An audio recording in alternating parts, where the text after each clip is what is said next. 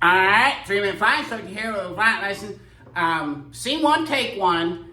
Always talk to the local person. Scene one, take one, local person. All right, start 3-minute timer right there, 3-minute timer. So, your 3-minute flight instructor went for a flight, first time ever this distance. And what's kind of interesting is like, I'm no expert, right?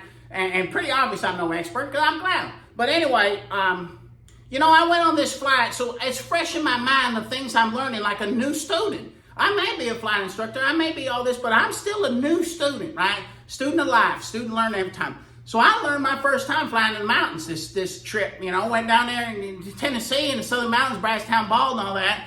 And as it turned out, the weather was early morning and all that kind of stuff. So it was kind of something I'd never experienced before in my life, all right? Let's just say that, all right? So then I get in, and now sometimes it's interesting too how the infrastructure can fail you, but that's for another lesson. How in this case the ATIS, the automatic weather there, wasn't being broadcasted down in Valley, and the local manager said we've been asking FAA put a repeater on the mountain for years. You know, so the infrastructure can fail you sometimes, and sometimes they're going to be slow to fix it.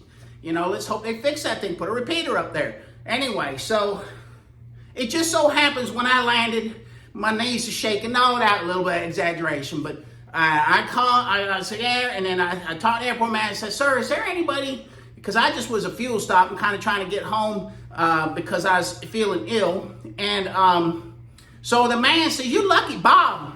You're lucky Bob's here. Bob's in the restroom. I said, oh, I didn't finish. You know, don't go get him yet, you know. But so Bob's in the restroom. Bob comes out. Oh, my God. You know, you just know you hit it like a Tom Cruise. It's a tall, thin, and he had them yellow shooter glasses on. He had them pilot yellow shooter. He probably about 60, 65. And Bob, if you're watching, boy, I tell you what, you know, at the end of everything, you know, he took a half hour out of his day to sit there and tell me about his local airport, his valley, how he flies to Athens, you know, and his circle to get up and all this kind of stuff. He went through a half hour.